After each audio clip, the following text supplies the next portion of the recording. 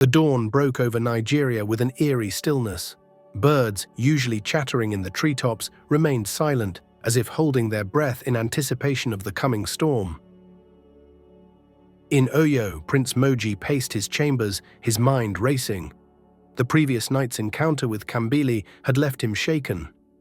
He knew they were running out of time, but what could he do? As he grappled with his thoughts, a sharp knock at the door startled him. "Enter," he called, trying to keep his voice steady. Queen Esther glided into the room, her eyes sharp and calculating. "My son," she began, her voice deceptively soft, "I think it's time we had a talk about your extracurricular activities." Moji felt his blood run cold. "Mother,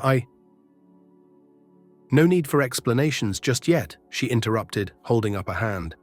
"Your father and I have decided it's time you took a more active role in our plans for Arachukwu. We have a special task for you." Meanwhile, in Arachukwu, Princess Kambili found herself summoned to her father's war room. King Albert loomed over a large map, his face etched with lines of anger and suspicion. "Kambili," he growled as she entered, "Zurak tells me you've been seen beyond our borders. Care to explain yourself?" Kambili's heart raced, but she forced her voice to remain calm. "Father, I was simply gathering rare herbs for my studies. You know how passionate I am about healing." King Albert's eyes narrowed. "Is that so? And I suppose these expeditions have nothing to do with the increased Oyo activity along our borders?" Before Kambili could respond, Queen Azuka stepped forward, her voice laced with concern. "My dear, if there's something troubling you, something that might affect the safety of our kingdom, you must tell us." Trapped between her parents' scrutiny and her own conflicting loyalties, Kambili felt the walls closing in around her. As both royal families grappled with their suspicions, the common folk of Oyo and Arachukwu found themselves caught in a rising tide of tension. Markets buzzed with rumors of impending war, farmers eyed their neighbors with distrust, and young men began to sharpen their weapons. In a hidden grove halfway between the two kingdoms, Babalawo Ogunla and Nemugbafo met in secret, their faces grave. "The signs are clear," Babalawo Ogunla muttered, casting bones onto the ground. "Blood will be spilled before this is over." Nemugbafo nodded, her ancient eyes filled with sorrow. "But whose blood, old friend, and to what end?" "The young ones. Their love could be the key to peace, or the spark that ignites a war to end all wars." As they spoke, a shadow moved among the trees. Zurak, ever watchful, ever plotting, listened intently. His mind raced with the possibilities this new information presented. Back in Oyo, Prince Moji found himself thrust into the heart of his father's war plans. King Akintola, believing his son's recent behavior to be a sign of eagerness for battle, shared strategies and secrets long kept from the young prince. "You see, my boy," King Akintola said, his voice filled with savage pride, "we've been preparing for this moment for years. With our secret weapon, Arachukwu will fall before they even realize they're under attack." Moji listened in horror as his father outlined a plan that would devastate not just Arachukwu's military, but its civilian population as well.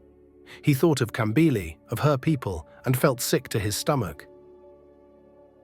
In Arachukwu, Kambili faced her own crisis of conscience. Zurak had convinced King Albert that Oyo spies had infiltrated the kingdom, and a purge was underway.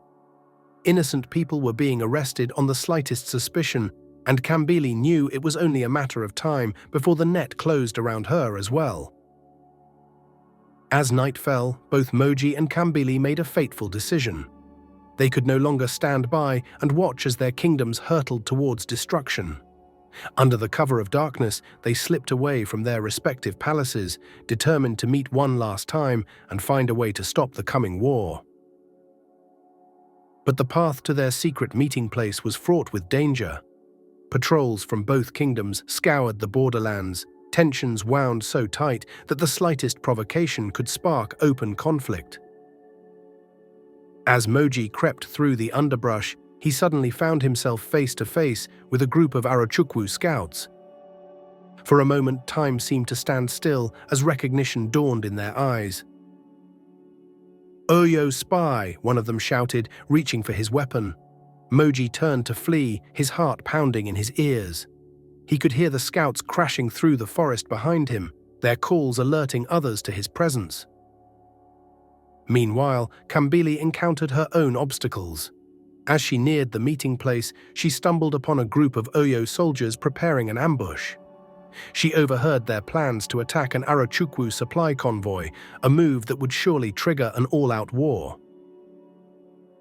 Torn between warning her people and meeting Moji, Kambili hesitated for a crucial moment. That's when a hand clamped over her mouth, pulling her back into the shadows. "Well, well, princess," Zurak's oily voice whispered in her ear. "What have we here? A midnight stroll, or something more treasonous?" As Moji ran for his life and Kambili struggled in Zurak's grasp, the fragile peace between Oyo and Arachukwu balanced on a knife's edge. The actions of these star-crossed lovers in the next few moments would determine the fate of both kingdoms. In their respective palaces, King Akintola and King Albert received urgent messages. Spies captured, ambushes discovered, princes fleeing and princesses conspiring. The time for subtlety was over. As the first light of dawn broke over the horizon, both kings reached for their war drums, ready to sound the call that would plunge their peoples into bloody conflict. The stage was set for a confrontation that would shake the very foundations of both Oyo and Arachukwu. As Moji and Kambili fought to reach each other to find a way to stop the madness, the shadow of war loomed ever larger. The treacherous waters they navigated threatened to sweep away not just their love, but the future of both their kingdoms. The first rays of sunlight had barely touched the treetops when the war drums began to sound.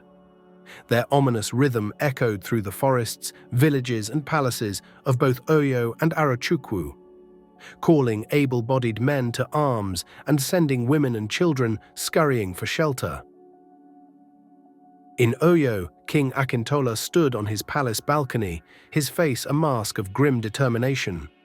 "Today," he roared to the assembled troops, "we end the Arachukwu threat once and for all."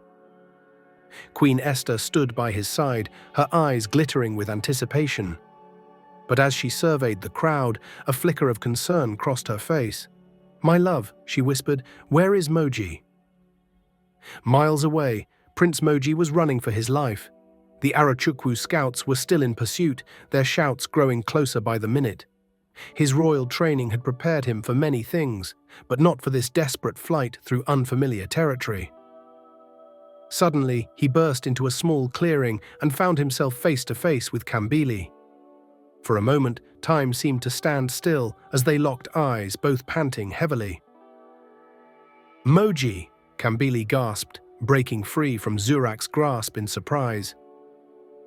Zurak's eyes widened in recognition. "The Oyo prince," he hissed.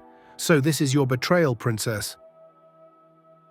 Before anyone could react further, the Arachukwu scouts crashed into the clearing from one side, while a group of Oyo soldiers, drawn by the commotion, appeared from the other. For a heartbeat, everyone froze, the absurdity of the situation momentarily overriding years of ingrained hatred. Then, with a roar, both groups charged.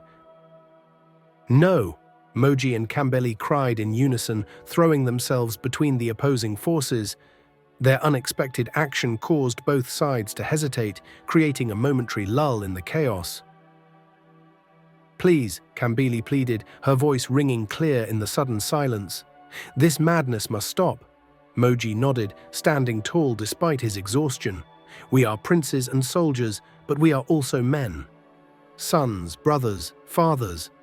Is this endless cycle of violence truly what we want for our people?" As the two young lovers stood united, their words seemed to penetrate the fog of war that had descended upon the gathered warriors. Confused murmurs rippled through both groups. Zurak, seeing his carefully laid plans unraveling, snarled in frustration. Ignore these traitors, strike now for Arachukwu." His words broke the spell. Weapons were raised once more, and it seemed that bloodshed was inevitable. But fate, it seemed, had one more card to play. From the edges of the clearing stepped two figures, Babalawo Ogunla and Nemungbafo. Their sudden appearance caused another pause in the action. "Hold," Babalawo Ogunla's voice boomed across the clearing. "Before you spill the blood of your brothers, hear the wisdom of the ancients." Nemungbafo raised her gnarled staff. "For too long, our kingdoms have been blind to the truth, but now the eyes of the young see what we elders have forgotten." As the wise elders spoke, more people began to gather. Word of the standoff spread like wildfire, drawing curious onlookers from both kingdoms. Among them were farmers who had traded in secret for years, healers who had shared knowledge across borders, and young people who dreamed of a life beyond the constant threat of war. Back in the palaces, King Akintola and King Albert received urgent messages about the unfolding situation. Both rulers, driven by a mixture of concern for their children and fury at the perceived betrayal, mounted their horses and rode for the border, their royal guards in tow. In the clearing, Moji and Kambili seized the moment. They shared their story, how they met, how they fell in love, and how they came to see the senselessness of the feud between their kingdoms. "Look around you," Moji urged the crowd. "Are the people of Arachukwu so different from those of Oyo? Do we not all bleed the same, laugh the same, love the same?" Kambili took his hand, facing their people with determination. "Our differences are a strength, not a weakness. Together we could build a future brighter than anything we could achieve alone." Their words struck a chord with many in the crowd. Years of pent-up frustration with the endless conflict began to surface. Voices rose, some in support, others in anger, but all engaged in a dialogue that had been suppressed for generations. As the debate raged, the thunder of approaching horses announced the arrival of the two kings. King Akintola and King Albert burst into the clearing, their faces contorted with a mixture of rage and disbelief at the scene before them. "What is the meaning of this?" King Akintola bellowed. "Treachery," King Albert roared, his eyes locking onto his daughter, standing hand in hand with the enemy prince. The crowd fell silent, all eyes turning to the two young lovers who now stood at the center of a storm that threatened to engulf both kingdoms. Moji stepped forward, his voice steady despite the fear in his heart. "Father King Albert honored the elders and people of Oyo and Arachukwu. Today we stand at a crossroads." Kambili joined him, her head held high. "We can choose to continue down the path of hatred and violence, or we can take the first steps towards peace and prosperity for all our people." As they spoke, the first drops of rain began to fall, quickly turning into a downpour. It was as if the heavens themselves were trying to wash away the years of bloodshed and bitterness. Sikalusa. In this rain-soaked clearing, surrounded by the people of both kingdoms, the fate of Oyo and Arachukwu hung in the balance. The words of two young lovers had sparked a flame of hope, but would it be enough to overcome generations of hatred? As lightning split the sky and thunder rolled across the land, the stage was set for a final confrontation that would determine the future of both kingdoms. The rain poured relentlessly, drenching everyone gathered in the clearing. King Akintola and King Albert, their royal garments soaked and muddied, glared at their children with a mixture of fury and disbelief. "Moji," King Akintola growled, "explain yourself, now." Prince Moji stood tall, his hands still intertwined with Kambili's. "Father, I love her, and through this love, I've come to see the futility of our endless conflict with Arachukwu." King Albert's face contorted with rage. "Love? You dare speak of love while consorting with the enemy? Kambili, I raised you better than this." Princess Kambili's voice rang clear despite the downpour. "It is because of how you raised me, father, that I can see the truth. Our peoples are not so different. This hatred serves no one but those who profit from war. As the royal families argued, the crowd around them grew restless. Years of pent-up frustration and secret desires for peace bubbled to the surface. Voices rose, some in support of the young lovers, others crying for blood. Suddenly, Zurak pushed his way to the front, his eyes gleaming with malice. "My kings, can you not see? This is an Oyo plot to weaken Arachukwu from within. The prince has bewitched our princess." His words ignited the tension in the air. Weapons were drawn, and it seemed that violence was imminent. But before anyone could strike, Babalawo Ogunla and Nemagbafo stepped between the factions. "Enough," Babalawo Ogunla's voice boomed, momentarily drowning out even the thunder. "Have we become so blind that we cannot see the gift the gods have placed before us?" Nemagbafo raised her gnarled hands to the sky. "For generations we have prayed for a sign, for a way to end this senseless violence. And now, when that sign appears, we reject it out of pride and fear." Their words gave everyone pause. Even the kings, in their anger, could not dismiss the wisdom of the respected elders. Taking advantage of the moment, Moji spoke again, his voice carrying across the clearing.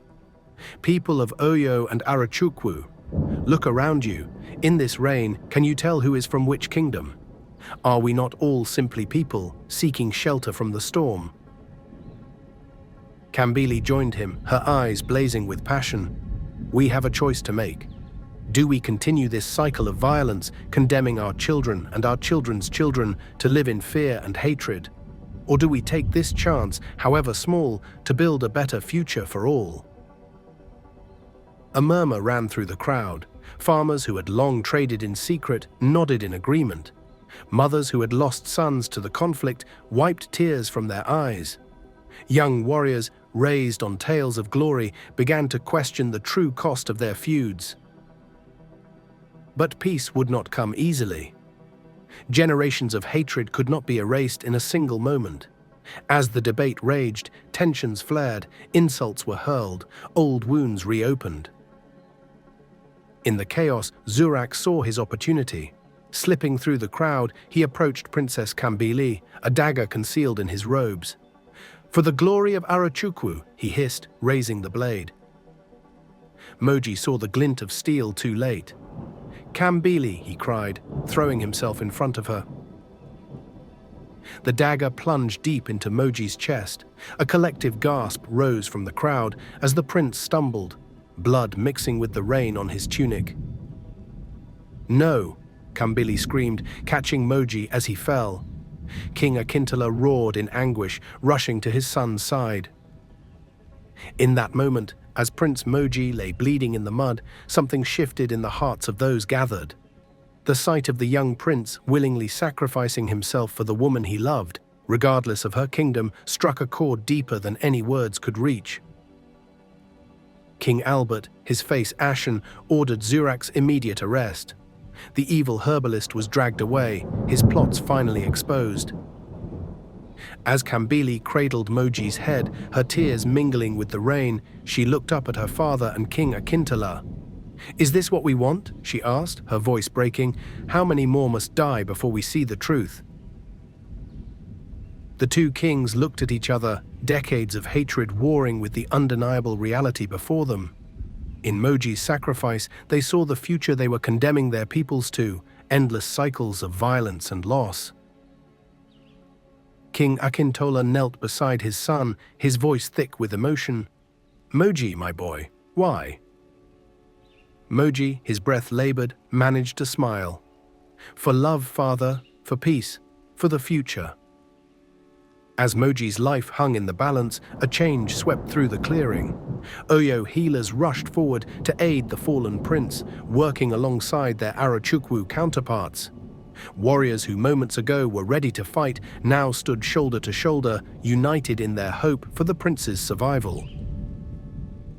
Days passed, and against all odds, Moji clung to life.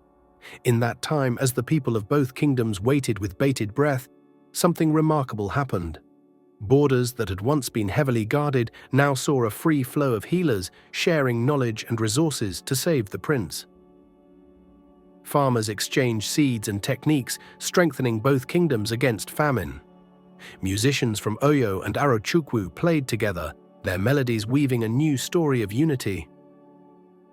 When Moji finally opened his eyes, he found not just Kambili by his side, but both kings standing together, their faces etched with a mixture of relief and newfound understanding. King Akintola spoke first, his voice heavy with emotion. "My son, your courage has opened our eyes to what we should have seen long ago." King Albert nodded, placing a hand on Kambili's shoulder. "And you, my daughter, your love and wisdom shame us old fools. Perhaps it is time we learned from our children." In the weeks that followed, as Moji recovered, the first tentative steps toward peace were taken. The kings, guided by Babalawo Ogunla and Nnemugbafo, drafted a treaty that would unite their kingdoms not through conquest, but through cooperation and mutual respect. On the day the treaty was to be signed, Moji and Kambili stood before their people, their hands clasped tightly. Moji, still pale but standing tall, addressed the crowd. "Today we do not erase our past, for it has shaped us. But we choose to write a new future, one of peace and prosperity for all our children. Chika." Kambili smiled, her eyes shining with hope. "Let our love be a symbol of what can be achieved when we open our hearts to understanding and compassion." As the kings signed the treaty, a cheer rose from the gathered crowd, echoing through the forests and valleys of both kingdoms. The rain that had fallen on that fateful day had washed away the old hatreds, nourishing the seeds of a new beginning. And so the tale of the star-crossed lovers of Oyo and Arochukwu became a legend, passed down through generations. It served as a reminder that even in the darkest of times, love and courage could light the way to peace, and that the greatest victories were not won on battlefields, but in the hearts of those brave enough to choose understanding over hatred. Thank you for watching this video. I hope you enjoyed watching. Kindly click the subscribe button, like, comment, and share this video.